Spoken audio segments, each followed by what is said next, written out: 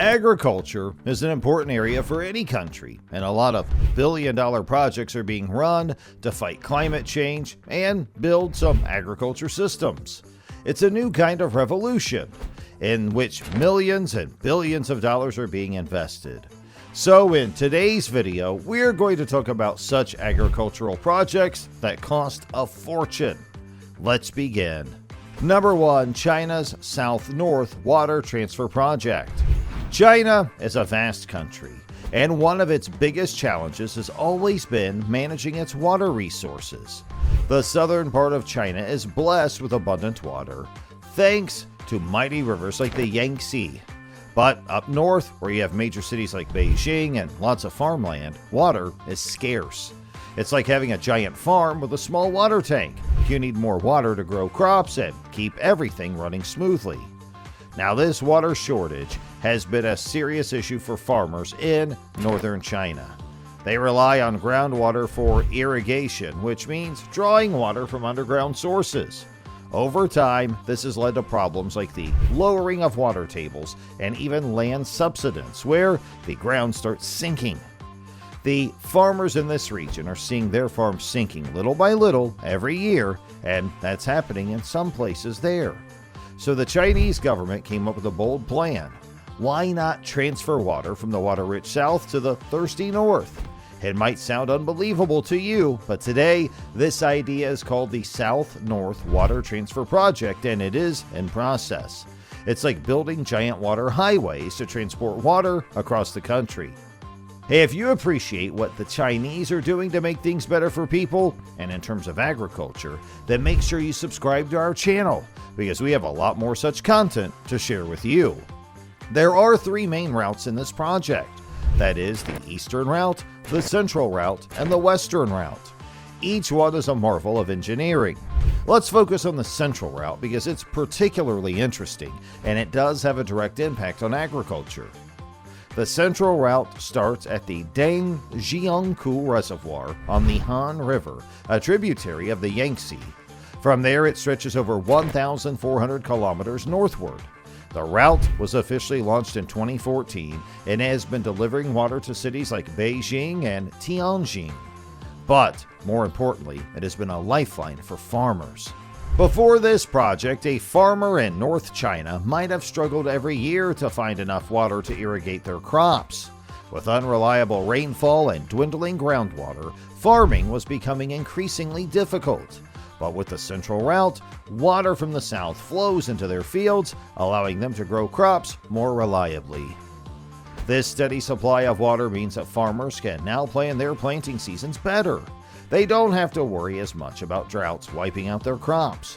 For instance, wheat and corn, which are staple crops in the north, need consistent irrigation. The water from the Central Route ensures that these crops get the water they need, leading to better yields and more stable incomes for farmers. Not only does this help individual farmers, but it also boosts the overall food security of the region. Northern China produces a significant portion of the country's grains, and having a reliable water source means that these areas can produce more food. This is crucial for a country with a population as large as China's. But it wasn't just about digging canals and building dams.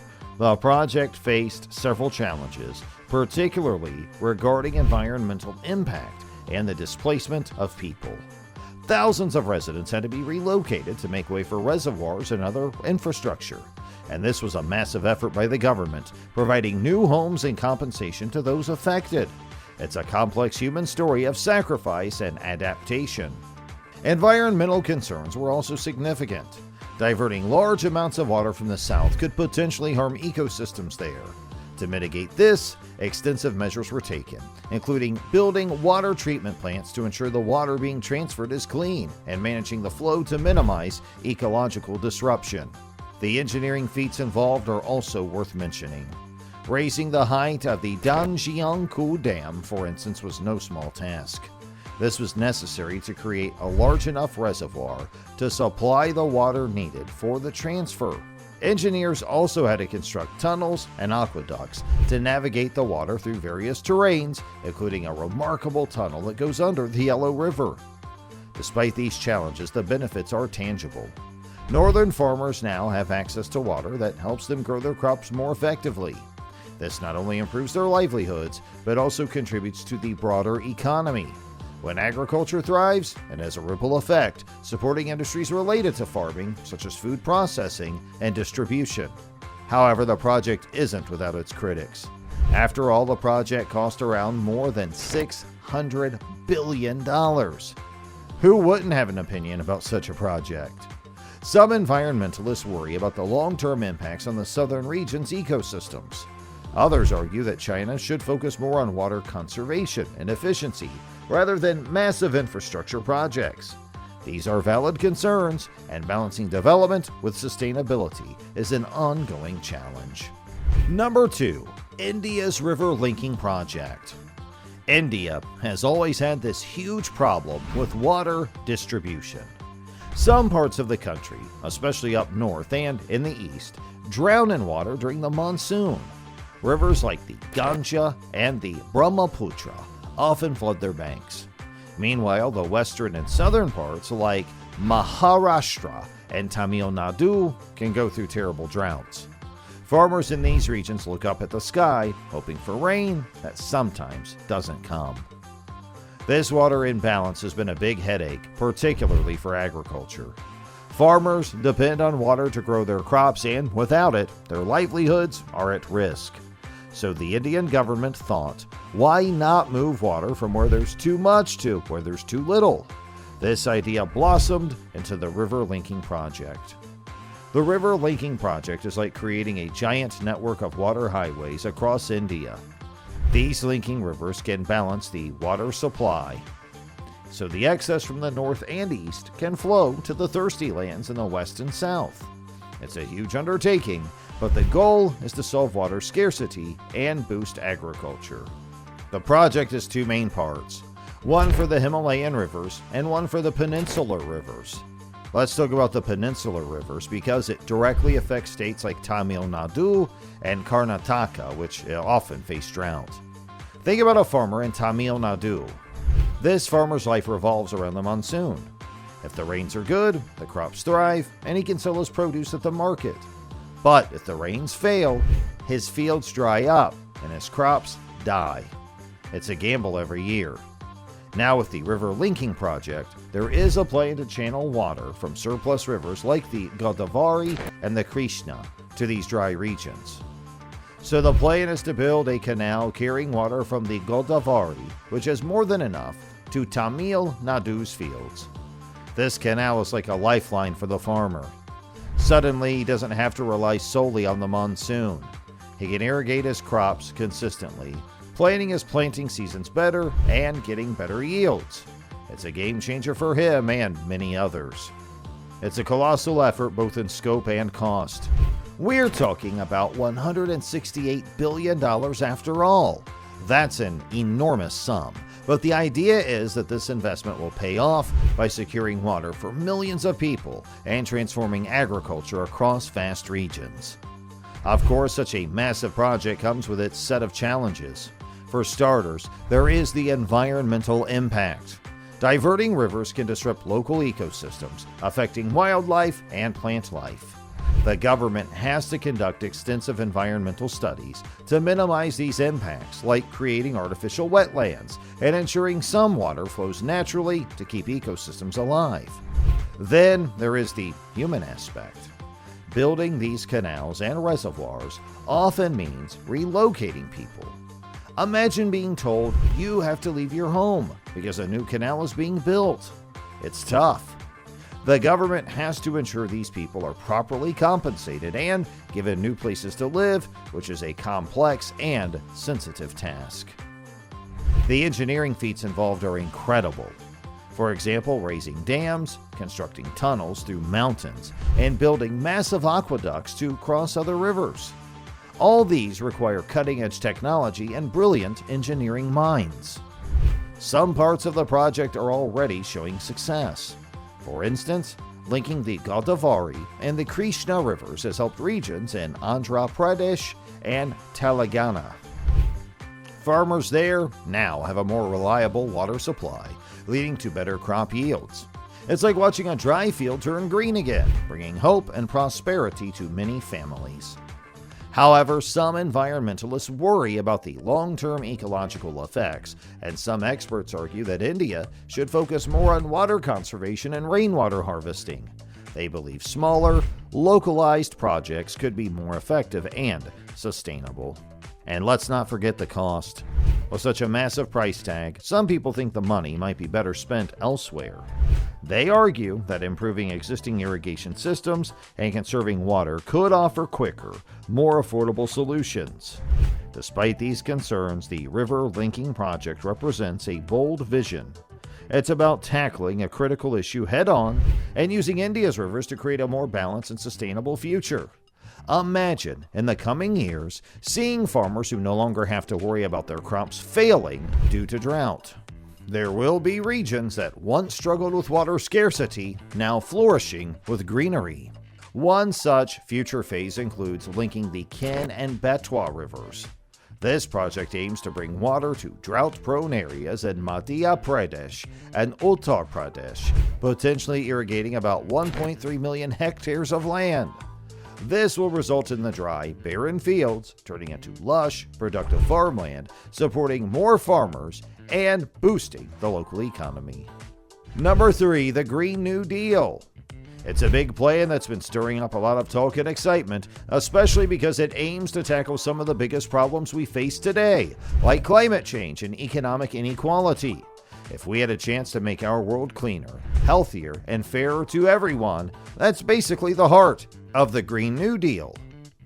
The Green New Deal isn't just one simple project. It's more like a roadmap with a bunch of different paths, all aiming toward a better future. It's inspired by the New Deal from the 1930s, which was a series of programs and projects set up by President Franklin D. Roosevelt to help the United States recover from the Great Depression. Just like the New Deal, the Green New Deal is ambitious and covers a lot of ground. At its core, the Green New Deal is all about transforming our economy to be more sustainable. This means we'd shift from using fossil fuels like coal and oil, which pollute the environment, to cleaner energy sources like wind, solar, and hydropower. The goal is to achieve net zero greenhouse gas emissions. In other words, we want to balance out the amount of greenhouse gases we put into the atmosphere with the amount we take out, ideally reaching a point where we're not adding any extra pollution to the air. The Green New Deal also places a strong emphasis on creating millions of new jobs. Transitioning to a green economy means we need people to build wind turbines, install solar panels, and upgrade our infrastructure to be more energy efficient. This isn't just about cutting down on pollution. It's about creating a whole new industry of good-paying jobs that can't be outsourced. One of the most fascinating aspects of the Green New Deal is how it plans to change agriculture. Farming is a big part of the economy, and it's also a significant source of greenhouse gas emissions. The Green New Deal envisions a transformation in how we produce our food. It promotes sustainable farming practices that improve the health of the soil, reduce the need for chemical pesticides and fertilizers, and lower emissions. Techniques like crop rotation, planting cover crops, and reducing tillage can make a huge difference. These methods help capture carbon in the soil, which is fantastic because it means pulling carbon out of the atmosphere and locking it into the ground. This transition to more sustainable farming would also support farmers financially. Often, farmers struggle with the cost of switching to new practices. The Green New Deal proposes providing financial incentives and support to farmers who adopt sustainable methods. This could mean subsidies, grants, or other financial aid to help cover the cost of new equipment or seeds. The idea is to make it easier for farmers to do the right thing for the environment without putting them at a financial disadvantage. One of the biggest questions people have about the Green New Deal is, how much will it cost? And it's a fair question because the changes it proposes are sweeping and significant. Estimates vary widely, with some suggesting it could cost trillions of dollars. This sounds like a lot, but supporters argue that the cost of doing nothing is even higher. Climate change is already costing us billions in terms of disaster relief from hurricanes, wildfires, and floods. Investing in a Green New Deal could actually save money in the long run by preventing some of these disasters and by creating a healthier, more resilient economy. To fund the Green New Deal, various ideas have been proposed. Some suggest higher taxes on the wealthiest individuals and corporations. Others propose reallocating funds from other parts of the federal budget. There's also the concept of using public and private investment to drive these changes, creating opportunities for businesses to profit from green technologies and practices. The expense of transforming agriculture specifically isn't as clearly defined, but it is a part of the larger budget. Funding would go toward research and development of new farming techniques, financial support for farmers during the transition, and infrastructure improvements to support sustainable agriculture. It is a big investment, but one that aims to secure the future of farming by making it more resilient to the impacts of climate change. What's really engaging about the Green New Deal is its holistic approach. It's not just about stopping climate change, it's about making sure that in the process, we also create a fairer and more just society. It includes provisions to ensure that all communities, especially those that have been historically marginalized or are currently suffering from pollution and poverty, benefit from the transition to a green economy. This means focusing on economic equality, healthcare, housing, and education, ensuring that everybody has the opportunity to thrive in this new green future. Number 4. Brazil's Amazon Conservation and Sustainable Agriculture Project. The Amazon rainforest is often called the lungs of the earth because it produces a significant portion of the world's oxygen and acts as a massive carbon sink, soaking up carbon dioxide and helping to regulate the global climate. However, the Amazon is under threat from deforestation, primarily driven by agriculture. This is where Brazil's Amazon Conservation and Sustainable Agricultural Project comes in, aiming to tackle these issues head on. The Amazon rainforest is a vast, vibrant ecosystem with diverse wildlife and plants.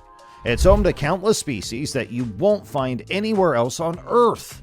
Beyond its beauty and biodiversity, the Amazon is also vital for indigenous communities who have lived there for generations, depending on the forest for their livelihoods and cultural practices. The challenge has been balancing the need to conserve this incredible natural resource with the economic pressures that lead to deforestation. Agriculture, particularly cattle ranching and soy farming, has been a significant driver of deforestation. Farmers clear large tracts of forest to create pastures for cattle or fields for soybeans, which has devastating effects on the ecosystem. The Amazon Conservation and Sustainable Agricultural Project aims to protect the rainforest while promoting sustainable agricultural practices that allow farmers to make a living without destroying the forest. The project is a multifaceted effort involving various stakeholders, including the Brazilian government, international organizations, local communities, and non-governmental organizations, or NGOs. One of the main goals of the project is to reduce deforestation by promoting sustainable land management practices. Instead of clear-cutting large areas of forest, the project encourages farmers to adopt methods that are less destructive. For example, agroforestry is a practice where trees and crops are grown together, creating a more sustainable and productive system. This approach not only helps maintain the forest cover, but it also improves soil health and increases biodiversity on the farm. This project also emphasizes the importance of reforestation and forest restoration. In areas that have already been deforested, efforts are made to replant native trees and restore the natural ecosystem.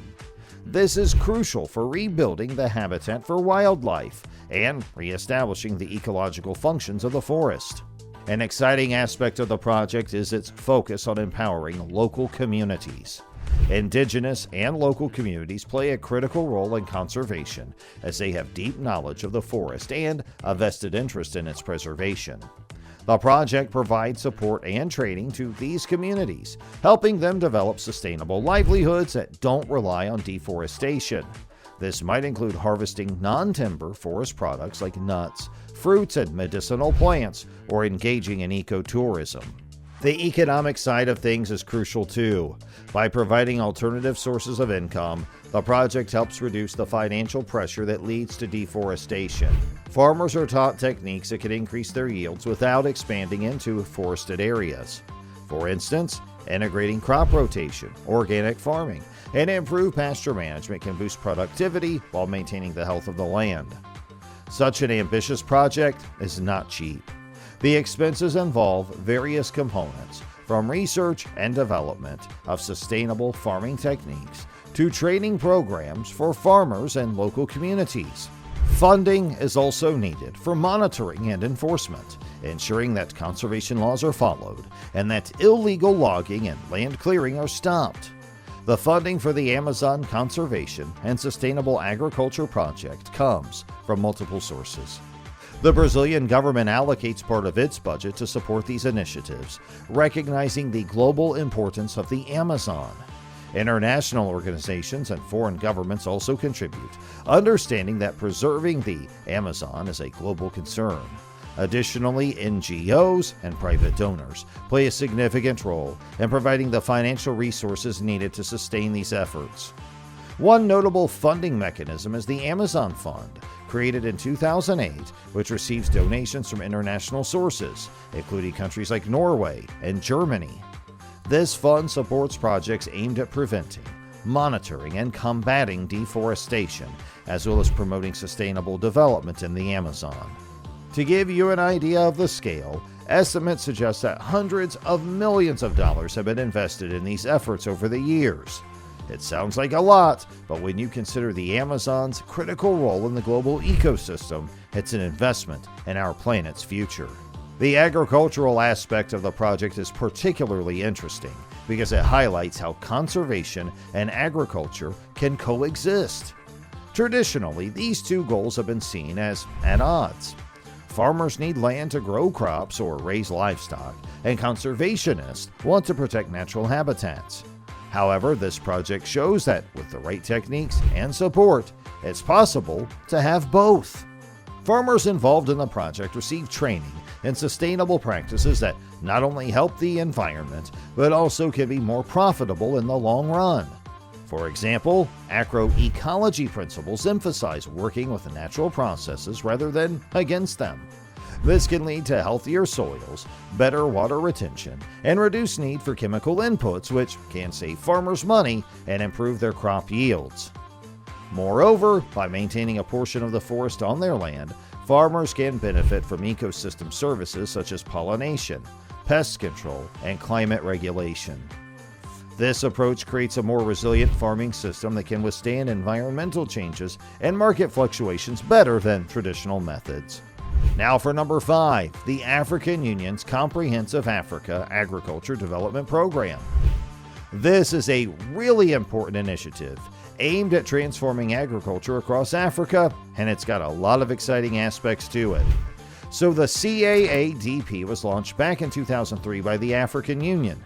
The idea behind it is pretty straightforward, but incredibly ambitious: to boost agriculture and food security across the continent.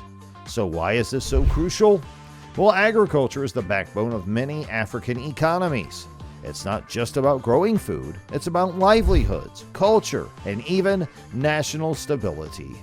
But despite its importance, agriculture in Africa faces many challenges, from outdated farming techniques to climate change impacts. The first thing you should know about the CAADP is that it's all about collaboration and long-term planning. The African Union set it up to encourage African countries to put agriculture at the top of their agendas. They wanted countries to develop their own national plans for agricultural development tailored to their specific needs and strengths. This way, it's not a one-size-fits-all solution, but a more customized approach. A key part of the CAADP is the target of allocating at least 10% of national budgets to agriculture. This is a big deal because it shows a serious commitment to improving the sector. It's about putting money where it's really needed.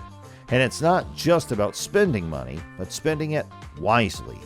The focus is on 4 main areas: improving agricultural productivity, increasing investments in agriculture, enhancing market access, and promoting food security and nutrition. Improving productivity means helping farmers grow more food on the same amount of land. This can be done through better seeds, modern farming techniques, and access to fertilizers. It's about making sure that the hard work of farmers pays off more effectively. And then there's the push for greater investment. This means both public and private money flowing into agriculture. For instance, governments might invest in building better roads and infrastructure, which makes it easier for farmers to get their products to market. Private investment might come in the form of businesses providing farmers with new technologies or buying their produce at fair prices.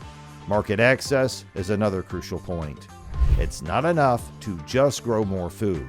Farmers need to be able to sell it. This involves building better supply chains, reducing trade barriers, and ensuring farmers get a fair price for their goods. It's about connecting farmers to consumers, whether they're in the next town or halfway across the world.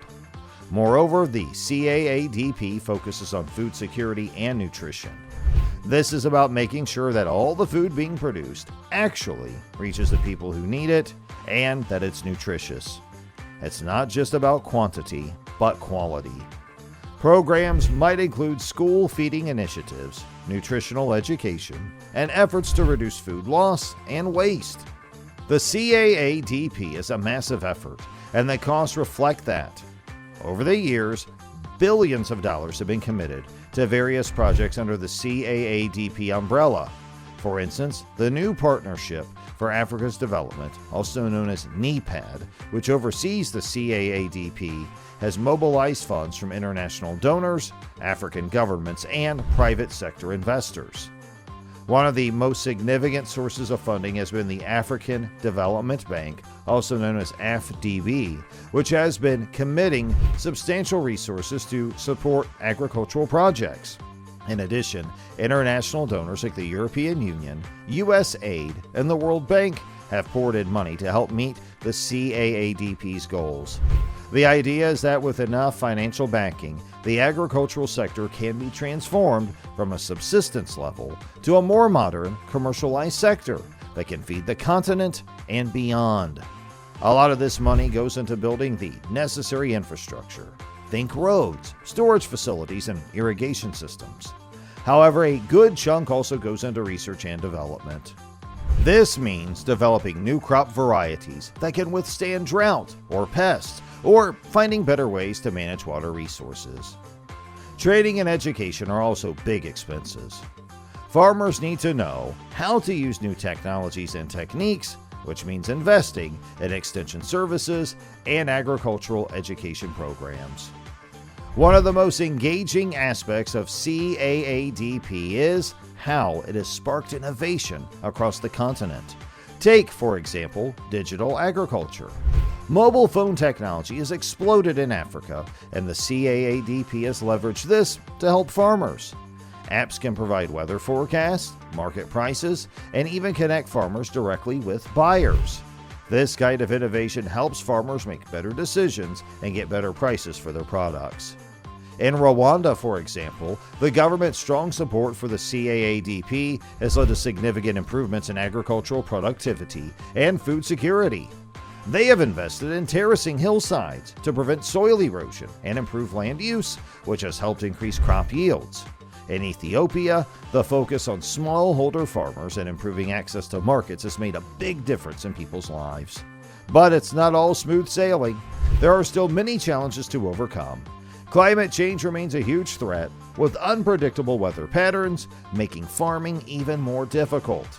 Political instability in some regions can disrupt agricultural development. While there has been significant progress, not all countries have met the 10% budget allocation target, and not all have fully embraced the CAADP framework. Still, the overall momentum is positive. The African Union continues to push for stronger implementation of the CAADP, and the program remains a beacon of hope for sustainable agricultural development on the continent. It's a big, bold vision, but it's one that's grounded in practical steps and real investments. By focusing on improving productivity, increasing investments, enhancing market access, and ensuring food security, the CAADP aims to create a brighter future for Africa's farmers and the millions of people who depend on them. So which of these projects caught your attention? And are there any you think should have been done earlier? Share your views with us in the comment section below. And if you enjoyed watching today's video, don't forget to like and share, and also subscribe to our channel for more great content. Thanks for watching.